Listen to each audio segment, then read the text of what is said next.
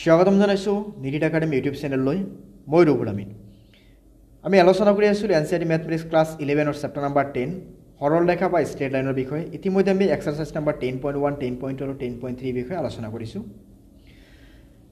So নিশ্চয় ভিডিঅ'খিনি চাই ল'ব যদি চোৱা নাই এতিয়ালৈকে। আৰু আমি আজিৰ ভিডিঅ'ত আলোচনা কৰিম বিবিধ অনুৰণী নাইবা মিছচেলেনিয়াছ এক্সাৰচাইজ ক্লাছ 11 চেপ্টাৰ নাম্বাৰ 10। ইয়াতে কুৱেশ্যন নাম্বাৰ 1ত কোৱা হৈছে যে কেৰ মান উলিয়া যদি k - 3x minus 4 - k square y plus k square minus 7k plus 6 is equal to 0 হয়। এতিয়া এই ৰেখাটা কি হৈছে x অক্ষৰ সমান্তৰাল হ'লে, x অক্ষৰ সমান্তৰাল হ'লে তাৰ মানে কি এনেকুৱা ৰেখাটা যদি থাকে তেতিয়াহ'লে এই ক্ষেত্ৰত আমি কি কৰিব লাগিব, ইয়াৰ কি কৰিব লাগে মান উলিয়াব লাগে, মানে কেৰ মানটো উলিয়াব লাগে। সো আমি প্ৰথমে চাম এনেকে যে x অক্ষৰ যদি সমান্তৰাল হয়, সো গিভেন সমীকৰণটো কি আছে k - 3x minus 4 - k square ইয়াত আছে y minus k square minus 7k plus 6 is equal to 0। So এতিয়া আমি এটা কাম কৰোঁ ইয়াৰ পৰা, সো ইয়াতে আমি ৰাখি দিছোঁ suppose minus 4 minus k square y আৰু এইফালে minus k square minus 7k plus 6 গোটেইখিনিক আমি হোফালে লৈ যাম। তেতিয়াহ'লে minus k square plus k square হৈ যাব, minus 7k plus 7k হৈ যাব, plus 6 minus 6 is equal to 0 এনেকুৱা আহিব। is equal to আমাৰ ইয়াতে কি আহিব k square plus 7k minus 6 আৰু ইয়াৰ লগতে k minus 3 whole into x এইটো কি আছিল পজিটিভ আছিল, সো হ'বলৈ গ'লে কি হ'ব নেগেটিভ হ'ব k minus 3 whole into x। So এইবাৰ আমি ইয়াৰ পৰা যদি নেগেটিভখিনিক আমি পজিটিভ বনাই দিওঁ তেতিয়াহ'লে এইটো কেনেকৈ পাম 4 minus k square ইয়াতে কি আছে y, তেতিয়াহ'লে এইটো নেগেটিভটো পজিটিভ হৈ যাব, তাৰ মানে ইয়াতে আহিব k minus 3 ইয়াতে কি আহিব x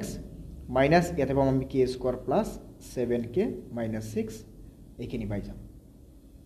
এতিয়া আমি যদি y is equal to লিখিব যাওঁ তেতিয়াহ'লে 4 minus k square কি হ'ব ডিভাইড হ'ব, ইয়াতে আমি লিখিম k minus 3 divided by 4 minus k square ইয়াতে কি আছে x মাইনাছ এইফালে কি আহিব k square plus 7k minus 6 divided by ইয়াতে আহিব কি যে 4 minus k square। সো এতিয়া চোৱা এইটোক আমি কেনেকৈ লিখিব পাৰিম, এইটো এনেকুৱা ফৰ্মত হৈছে না y is equal to mx minus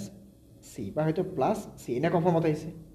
ইয়াতে y মানে y আছে, ইয়াতে mx m মানে কি আছে k minus 3 divided by 4 minus k square into x আৰু c মানে এইখিনি ভেলু আমি পাইছোঁ। এতিয়া আমি এটা বস্তু গম পাওঁ যদি x অক্ষৰ লগত কোনো এডাল ৰেখা প্ৰৱণতা যে x অক্ষৰ লগত কোনো এডাল ৰেখাৰ প্ৰৱণতা যদি x অক্ষৰ লগত কোনো এডাল ৰেখা যদি সমান্তৰাল হৈ থাকে তেতিয়াহ'লে তাৰ প্ৰৱণতা কি আহিব 0 আহিব। যে আমি জানো যে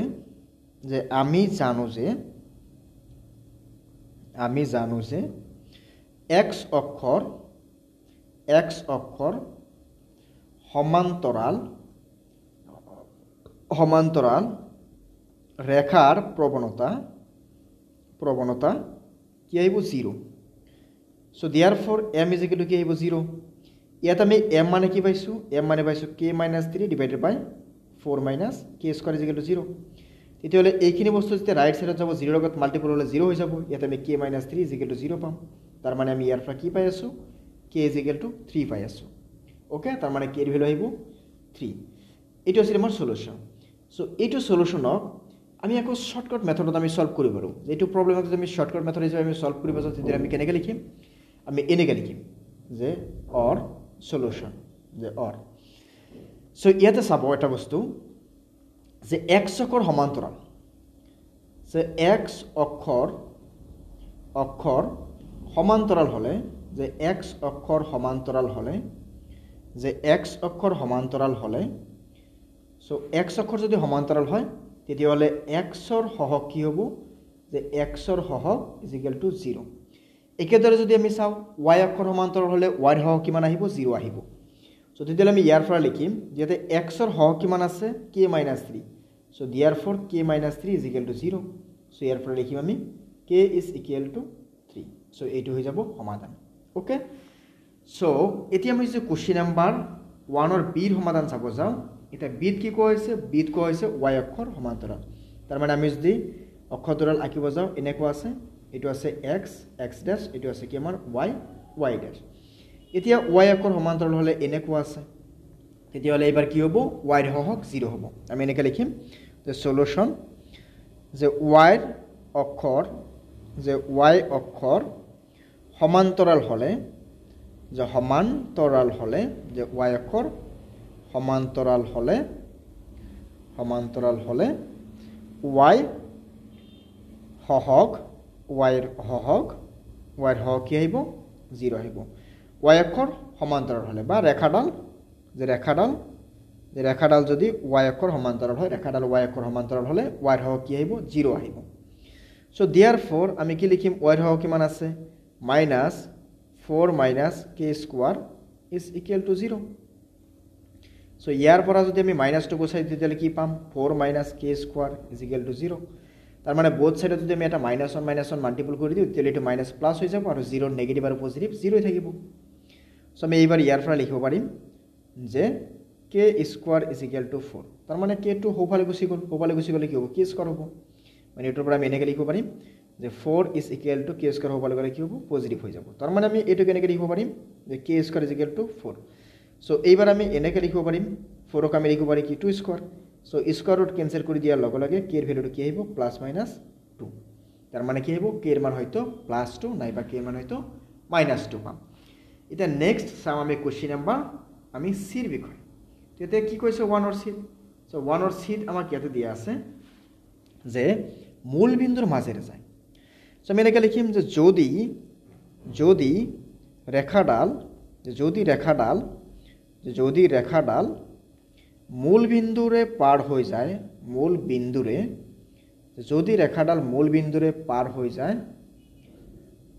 হৈ যায় তেন্তে তেতিয়াহলে কি হ'ব x 0 হ'ব y কি হ'ব 0 হ'ব তাৰ মানে কি আমি এটা বস্তু শিকিছিল আগতে যে মূল বিন্দুৰে পাৰ হৈ যাবা মূল বিন্দুৰ স্থানাংক কি আছিল আমাৰ মূল বিন্দুৰ স্থানাংক আছিল 0 0 তাৰ মানে কি ইয়াতে x ৰ ভ্যালু 0 ইয়াতে y ৰ ভ্যালু 0 আহিব সো therefore আমি ইয়াতে কি কৰিম x ৰ ঠাইতে আমি 0 বহাই দিম y ৰ ঠাইতে আমি 0 বহাই দিম 0 বহাই কেনে আমি কি কৰিম এতিয়া এখিনি সলভ কৰিম সো therefore আমাক কি দিয়া আছিল k - 3 হোল ইনটু কি আছে x মাইনাস ইয়াতে 4 - k স্কয়ার ইয়াতে কি আছে y ইয়াতে কি আছে k স্কয়ার -7k + 6 কি আছে 0 আছে সো এতিয়া আমি যদি k এর মান ইয়াতে x আৰু y এর মানটো বহাই দিও তেতিয়ালে কি পাম k - 3 ইয়াতে কি আহিব 0 -4 - k স্কয়ার ইয়াতে কি আহিব ইনটু 0 প্লাস ইয়াতে k স্কয়ার -7k + 6 0 আহিল এতিয়া এইখিনি বস্তু 0 হৈ গল এইখিনি বস্তু 0 হৈ গল থাকিল কি আমাৰ ইয়াতে k স্কয়ার -7k + 6 0 তো এইখিনি বস্তু কেতিয়া আমি কি কৰিব লাগিব উৎপাদক বিশ্লেষণ কৰিব লাগিব ইয়াতে চাবলৈ গলে k স্কয়াৰ হয় কিমান আছে 1 আৰু এটো ধ্ৰুবক পদ কিমান আছে 6 এই দুটাক মাল্টিপল কৰি আমি কিমান পাম 6 পাম সৰু ইয়াতে এই দুটাক আমি প্লাস কৰিলে কিমান পাম 7 পাম মাজত কিমান আছে 7 আছে তাৰ মানে আমি এটোক লিখিব পাৰিম যে k স্কয়াৰ - k - 6k + 6 কি আহিব 0 আহিব তো ইয়াৰ পৰা যদি আমি k কমন লওঁ দিলে আমি কি পাম k -1 আৰু ইয়াৰ পৰা যদি আমি 6 কমন লওঁ দিলে আমি কি পাম k - 1 0 সো ইয়াৰ পৰা আমি পাম যে k - 1 আৰু ইয়াতে পাম আমি কিমান k - 6 0 সো therefore k - 1 0 বা k - 6 কি আহিব 0 যেটা আমি উৎপাদক বিশ্লেষণত আমি শিকিছিল আমি তেনেকে এটুক সলভ কৰি আছো ইয়াতে আমি k কিমান পাম তেতিয়ালে 1 বা ইয়াতে আমি k কিমান পাম 6 সো therefore আমি ক'ব পাৰি যে k 1 নাইবা 6 ওকে সো এটা আছিল আমাৰ কোশ্চেন নাম্বাৰ 1 ৰ সিৰ সমাধান এতিয়া চাম আমি কোশ্চেন নাম্বাৰ 2 কি কোৱা হৈছে এটা সোয়া কোশ্চেন নাম্বাৰ 2 কোৱা হৈছে যে √3x + y + 2 0 ৰেখাডালৰ অভিলম্ব আৰ্হিৰ সমীকৰণ x cos θ + y sin θ p হলে θ আৰু p ৰ মান নিৰ্ণয় কৰিব লাগে সো প্ৰথমে আমি চাম অভিলম্ব আৰ্হিৰ সমীকৰণ আমাৰ কি আছিল সো অভিলম্ব আৰ্হিৰ সমীকৰণটো কি আছিল যে x/a + y/b কি আছিল আমাৰ 1 আছিল সো এতিয়া আমাক দিয়া আছে ইয়াতে সমীকৰণটো কি ইয়াতে আমাক সমীকৰণটো দিয়া আছে ৰুট ওভাৰ থ্ৰাইছ এক্স এটা আমাক গিভেন এটা কি আছে root over 3x plus y plus 2 is equal to 0 so ইয়াৰ পৰা আমি যদি এটা বস্তু চাওঁ যে root over thrice x plus y is equal to plus 2 আমি হোফালে লৈ যায় তেতিয়াহ'লে আমি কি পাম -2 পাই যাম কিন্তু এটা বস্তু চাবা ইয়াতে অভিলম্ব আৰ্হিৰ সমীকৰণৰ হোফালে সদায় কি থাকে পজিটিভ বা +1 থাকে তেতিয়াহ'লে আমি এইটো প্লাছ বনাব লাগিব তেতিয়াহ'লে -1 ৰে যে গোটেইখিনি আমি মাল্টিপল কৰি দিওঁ তেতিয়াহ'লে থ্ৰাইছ এক্স ইয়াতে প্লাছ y ইয়াতে -1 ইনটু -2 তেতিয়াহ'লে আমি ইয়াৰ পৰা কিমান পাম ইয়াৰ পৰা পাই যাম root over thrice x -y আৰু ইয়াৰ পৰা পাই যাম আমি 2 এতিয়া ইয়াতে x ৰ হক কিমান আছে ৰুট ওভাৰ 3 ৰুট ওভাৰ 3 ইয়াতে x ৰ হক দিয়া আছে কিমান ৰুট ওভাৰ 3 আৰু y ৰ হক কিমান আছে -1 তেতিয়াহ'লে এই দুটাক স্কয়াৰ কৰা আৰু প্লাস কৰা তেতিয়াহ'লে এই দুটাক স্কয়াৰ কৰিলে কিমান পাবা ইয়াতে পোৱা যাব 3 আৰু ইয়াতে পোৱা যাব 1 এই দুটাক প্লাস কৰি দিলে কিমান পাম 4 এতিয়া এই গোটেইখিনি বস্তুক আমি কি কৰিব লাগে আমি ৰুট ওভাৰ লিখিব লাগে বা ৰুট হিচাপে আমি লিখিব লাগে সো লিখিলে আমি ইয়াতে কিমান পাম 2 দে 2 পালো আমি 2 পালো তেতিয়াহ'লে আমি কি কৰিম 2 ৰে এইটোক আমি ডিভাইড কৰি দিম সাপোজ এইটো ইকুৱেশ্যন 1 আছিল সো ইকুৱেশ্যন 1 ক আমি 2 ৰে ডিভাইড কৰিম তেতিয়াহ'লে সো ইয়াতে কি পাবা যে ৰুট ওভাৰ 3 ডিভাইডেড বাই x ইয়াতে কিমান আহিব 2 y বাই কিমান আহিব 2 আৰু ইয়াতে কিমান আহিব 2/2 তাৰ মানে আমি ইয়াৰ পৰা পালো যে root over 3/2 into x minus ইয়াতে পাম আমি 1/2 ইনটু y ইয়াতে পাম আমি 2/2 মানে 1 এতিয়া সো এইটো অভিলম্ব আৰ্হিৰ লগত মিলিছে না নাই ইয়াতে x বাই y বাই b প্লাস কিমান আছে 1 তেতিয়াহ'লে আমি তেনেকুৱা ধৰণৰ আৰ্হি এটা পালো সো এতিয়া আমি কি কৰিম যে ইয়াতে এইটো সমীকৰণক আমি তুলনা কৰিব লাগিব কাৰ লগত ইয়াতে আমাৰ কি আছিল x cos θ plus y sin θ is equal to p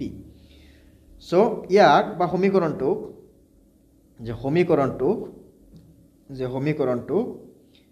x cos θ plus y sin θ is equal to p ৰ লগত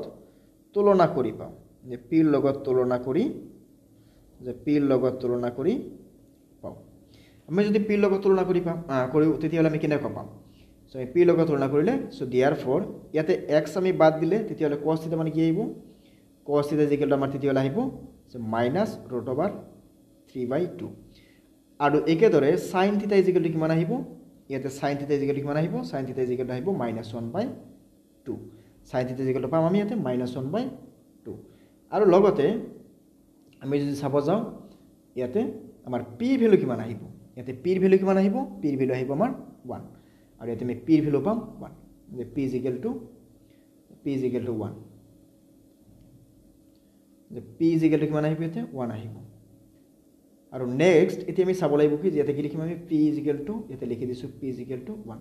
এতিয়া চোৱা cos θ মানে ইয়াতে কি পাইছো ৰুট ওভাৰ 3/2 সো এটোক আমি এনেকৈ লিখিব পাৰিম যে cos θ is equal to minus cos কাৰ ভ্যালু আছিল ৰুট ওভাৰ 3/2 আমি হেতু লিখিব লাগিব এতিয়া আমি চাবলৈ গলে যে sin 0 ডিগ্ৰী ভ্যালু কিমান আছিল 0 আছিল তাৰ পিছত আমি চাবলৈ গলে sin 30 ডিগ্ৰী ভ্যালু কিমান আছিল 1/2 45 কিমান আছিল 1/√2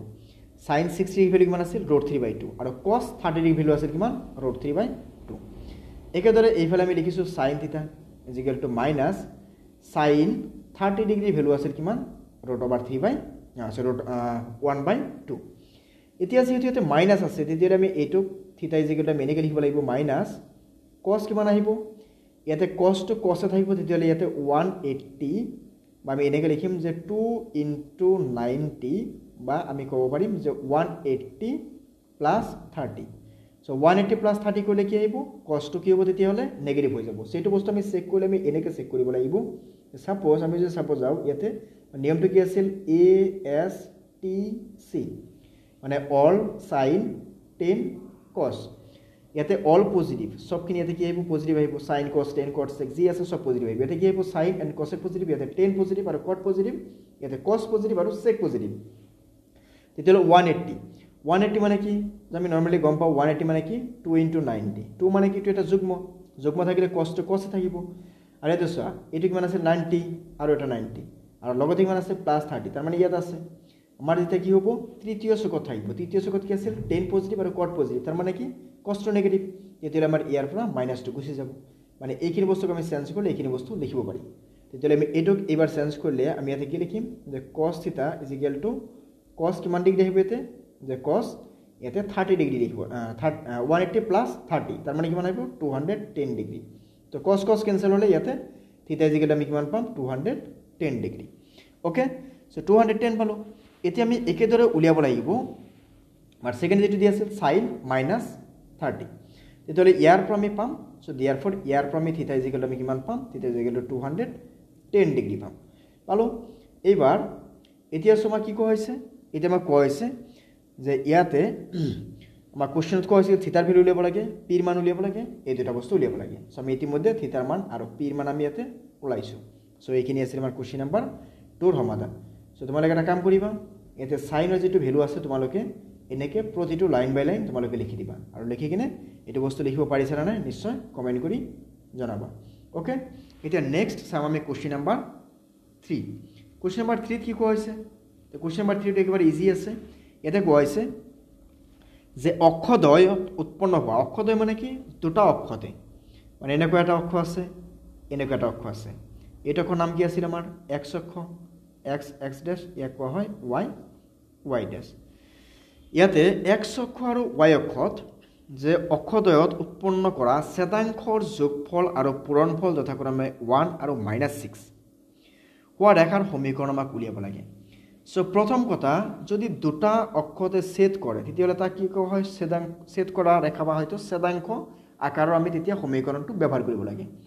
এতিয়া ছেদাংক আকাৰৰ সমীকৰণটো কি আছিল ছেদাংক আকাৰৰ সমীকৰণটো আছিল আমাৰ যে x by a plus y by b is equal to কি আছিল 1 আছিল সো এতিয়া আমি সেট কৰা দুটা বিন্দুক এটাক আমি এনেকে a বুলি ভাবিম এটাক আমি কি বুলি ভাবিম b বুলি ভাবিম সো আমি এনেকে লিখিম যে সলিউশন যে লেট সেট কৰা বিন্দু দুটা যে লেট সেট কৰা বিন্দু দুটা a আৰু যে a আৰু b so therefore or according to questionত কি কোৱা হৈছে এই দুটাক আমি যোগ কৰিলে a plus b যোগ কৰিলে কিমান পোৱা যায় 1 সো এটা বস্তু আমি মনত ৰাখিম তেতিয়াহ'লে আমি ইয়াৰ পৰা যদি ক'ব যাওঁ তেতিয়াহ'লে b জিগাত আমি কি পাম 1 minus a এটোক নাম্বাৰ 1 দি ৰাখি দিছো আৰু এটা কি কৈছে যে দুটাক পূৰণ কৰিলে that means a into b কৰিলে আমি কিমান পাম a into b কৰিলে ইয়াতে পোৱা যায় -6 সো আমি লিখিছো -6 লিখিছো ইয়াতে সো নেক্সট এবাৰ চাবা আমি যদি ইয়াতে এটা বস্তু চাও যে নাম্বাৰ 2 দি দিছো ইয়াতে এক নম্বৰ ইয়াতে b জিগৰি কি আছিল 1 minus a so a into ইয়াতে 1 minus b লিখিছো ইয়াতে কি আছে -6 আছে সো ইয়াৰ পৰা a into ইয়াতে কি আছিল 1 minus a আছিল সো ইয়াতে a into 1 কৰিলে কি পাম a minus a into a কৰিলে আহিব a স্কয়াৰ এটা -6 আহিলে কি হ'ব +6 is equal to কি আহিব 0 সো ইয়াৰ পৰা আমি আকৌ লিখিব পাৰিম যে a square minus a so +6 to -6 হৈ যাব is equal to 0 তাৰ মানে a স্কয়াৰক পজিটিভ কৰা হৈছে সো a স্কয়াৰক পজিটিভ কৰাৰ লগে লগে আমি কি পাম যে বাকি যে দুটা পজিটিভ আছিল সেই দুটা নেগেটিভ হৈ যাব তাৰ মানে a টো নেগেটিভ হ'ব আমাৰ 6 টো নেগেটিভ হৈ যাব এতিয়া ইয়াতে a স্কয়াৰ হক আছে 1 আৰু ইয়াতে আমি চাবলৈ গলে ইয়াতে ধ্ৰুবক পদ কিমান আছে -6 সো দুটাক আমি পূৰণ কৰিলে কিমান পাম -6 পাম এতিয়া চোৱা -3 লগত যদি আমি 2 ইনটু কৰো তথাপি আমি কি পাম -6 পাম আৰু এই দুটাক যোগ কৰিলে -1 পাম ইয়াতে a ৰ হক কিমান আছে -1 আছে মানে a ৰ লগত -1 এটা পূৰণ হৈ আছে তেতিয়ালে আমি ইয়াতে লিখিম a স্কয়াৰ -3 আছে +2 আছে -6 is equal to 0 তেতিয়ালে আমি যদি -3 আছে আৰু +2 আছে ইকুৱেল কৰো তিনিটাৰ পৰা দুটা গুছি গলে এটা থাকিব ডাঙৰটো নেগেটিভ আছে সো মাইনাস থাকিব সো ইয়াৰ পৰা আমি a কমন লব পাৰিম a কমন লগে থাকিব a মাইনাস ইয়াৰ পৰা a গুছি গলে থাকিব কিমান 3 প্লাস এই দুটাৰ পৰা আমি 2 কমন লৈ ইয়াতে থাকিব a আৰু ইয়াতে থাকিব 2 6 বাজ যাব কিবাৰ 3 বাৰ is equal to কি আহিব 0 সো ইয়াৰ পৰা আমি কি পাম যে a + 2 আৰু এটা ইয়াত আছে কি a - 3 is equal to 0 তেতিয়াহলে আমি কি লিখিম যে ইয়াৰ পৰা যে therefore a is equal to এটা হ'ব -2 নাইবা +3 এটা -2 নাইবা +3 সো এতিয়া a এর ভ্যালু পোৱাৰ পিছত আমি ইয়াৰ পৰা আমি কি কৰিব পাৰিম আমি b এৰ ভ্যালুটো আমি উলিয়াব পাৰিম সো b এৰ ভ্যালু আমি কেনেকৈ উলিয়াম সো b এৰ ভ্যালুটো আমি কোৰ পৰা উলিয়াম ইকুৱেশ্যন 1 পৰা সো 1 implies সো এতিয়া b is equal to 1 minus a মানে এবাৰ কিমান পাইছো -2 সো -2 লিখিছো সো ইয়াৰ পৰা আমি b is equal to 1 - 1 - 1 so plus so ইয়াতে কিমান আহিব 2 তাৰ মানে কিমান আহিব 3 or B is equal to 1 minus কি আছিল আমাৰ এ ইয়াতে এ মানে এবাৰ কিমান পাইছোঁ 3 তেতিয়াহ'লে বি ইজ ইকুৱেল টু আমি এইবাৰ -2 পাম চ' আমি দিয়াৰ ফৰ ক'ব পাৰিম যে therefore B is equal to হয় -2 নাইবা +3 চ' তাৰ মানে এৰ মান যিটো পাইছোঁ আমি বিৰ মান সেম পাইছোঁ চ' দিয়াৰ ফৰ নিৰ্ণয় ৰেখাডাল যে নিৰ্ণয় ৰেখাডাল হ'ব নিৰ্ণয় ৰেখাডাল হ'ব তেতিয়াহ'লে চোৱা আমি যদি এটা লিখোঁ যে x/a এ মানে কিমান পাইছোঁ এটা ক্ষেত্ৰত আমি -2 পাইছোঁ যেতিয়া আমি এৰ ভ্যালু -2 বহাওঁ তেতিয়া আমি বিৰ ভ্যালু কিমান পাওঁ এৰ ভ্যালু -2 বহালে বিৰ ভ্যালু আমি কিমান পাইছোঁ 3 পাইছোঁ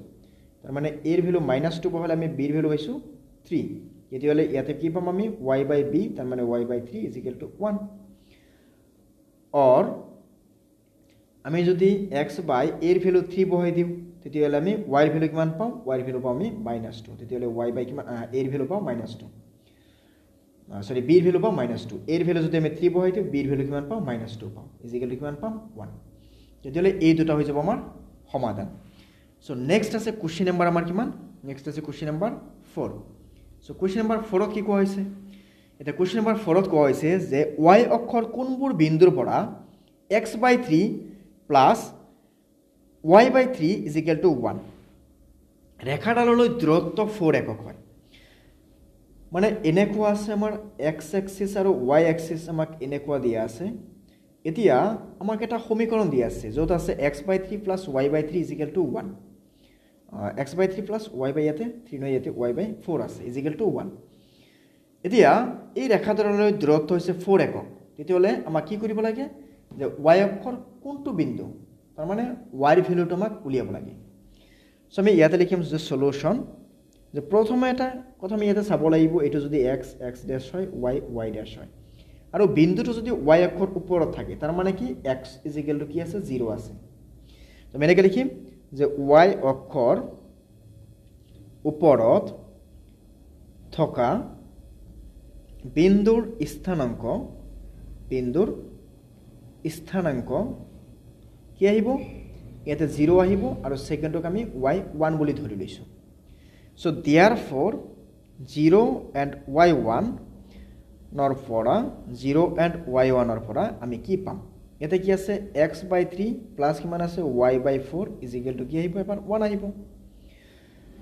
বা এইটোক আমি যদি সমাধান কৰিব যাওঁ তেতিয়াহ'লে আমি কি কৰিম ইয়াতে এলসিয়াম লম 3 * 4 তাৰ মানে ইয়াতে এনেকৈ আহিব 3 * 4 আৰু ইয়াতে x ৰ লগত ইনটু হ'ব কিমান 4 প্লাস ইয়াতে y ৰ লগত ইনটু হ'ব কিমান 3 = কিমান আহিব 1 সো ইয়াতে 4x + y * 3 মানে কি আহিব 3y ডিভাইড বাই কিমান পাম 12 = 1 তাৰ মানে আমি ইয়াৰ পৰা লিখিব পাৰিম 4x + 3y = 1 * 12 কৰিলে কিমান পাম 12 পাম পালো এতিয়া এটা বস্তু চাব লাগিব যে কি কৈছে লম্ব ইয়াতে কি কৈছে যে ৰেখাডালৰ 4 একক দূৰত্বত হয় যে 4 একক দূৰত্ব মানে দুটা বিন্দুৰ মাজৰ দূৰত্ব যদি উলিয়াব যাওঁ তেতিয়াহ'লে কি পাম যে এই দুটা বিন্দুৰ লম্ব দূৰত্বটো হৈছে কি আটাইতকৈ নিম্নতম দূৰত্ব তেতিয়া আমি অটোমেটিক্যালি ভাবিব লাগিব যে লম্ব দূৰত্ব হয় আৰু লম্ব দূৰত্বৰ ক্ষেত্ৰত আমাক ফৰ্মুলাটো কি আছিল বা ফৰ্মুলাটো আছিল ax + by + c ডিভাইড বাই কি আছিল √a² + b² আমি এইটো ফৰ্মুলা এতিয়া এপ্লাই কৰিব লাগিব so now ax + by + c divided by √a² + b² আৰু এইখিনি বস্তুত কি আছিল মডুলাস আছিল সো এতিয়া আমি ইয়াতে লিখিম সো ইয়াৰ পৰা তেতিয়াহ'লে আমি কি পাম ইয়াতে পাম আমি এনেকুৱা যে ইয়াতে কি আহিব ax x ৰ ভ্যালু কিমান আছে যেহেতু ইয়াতে কি আছে বিন্দুটো y অক্ষৰ ওপৰত আছে বা ৰেখাডাল y অক্ষৰ তেতিয়াহ'লে ইয়াতে আমি x ৰ ভ্যালু 0 পাম সো প্ৰথম টাৰ্মটো 0 হৈ যাব প্লাস b * y ইয়াতে b মানে কিমান আছে চোৱা ইয়াতে b ৰ ভ্যালু আমি কিমান লিখিম তে b কি আছে y মানে কি আছিল আমাৰ y1 আছে ইয়াতে আৰু b ৰ ভ্যালু কিমান আছে b ৰ ভ্যালু আছে আমাৰ ইয়াতে 3 মানে কি আছিল এটো আছিল কি আমাৰ ax + by + c = 0 এটো আছিল কি আমাৰ ax + by + c = 0 তেতিয়াহ'লে আমি ইয়াৰ পৰা কি পাই আছো ইয়াৰ পৰা আমি b ৰ ভ্যালু পাই আছো কিমান ইয়াতে 3 সো 3 + c মানে কিমান পাইছো সো 12 পাইছোঁ 12 যদি বাওঁফালে আহে তেতিয়াহ'লে কি হ'ব -12 হৈ যাব কিয়তে কি আহিব -12 ডিভাইড বাই কি আহিব root over a square plus b square এই ঠাইত আছে কিমান আমাৰ এই ঠাইত আছে 4 সো 4 স্কয়াৰ b ঠাইত আছে 3 সো 3 স্কয়াৰ ইজিকেট আমি কিমান লিখিম 4 লিখিম ইয়াতে এটা বস্তু চাবা যে আমাক কি কোৱা হৈছে ইয়াতে আমাক 4 কোৱা হৈছে যে 4 একক দূৰত্ব কিন্তু এই 4 একক দূৰত্বক আমি প্লাস মাইনাস 4 লিখিব লাগিব যেহেতু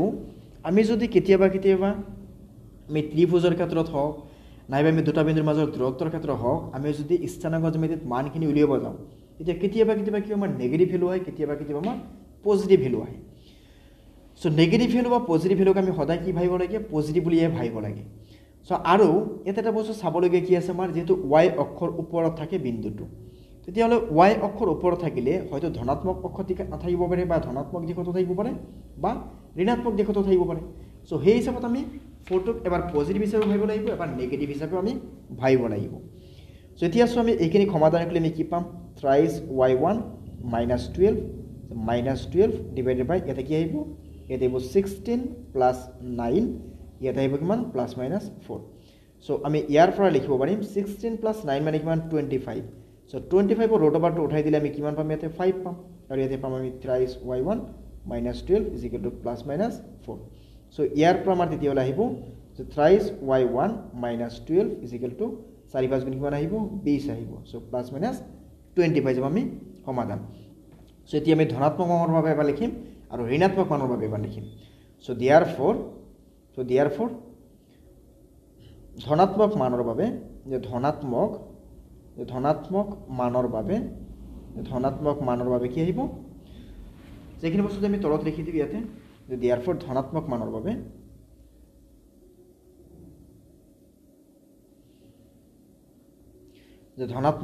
বাবে এটা কি আহিব যে থ্ৰাইস y1 -12 20 আৰু ঋণাত্মক মানৰ বাবে যে ঋণাত্মক মানৰ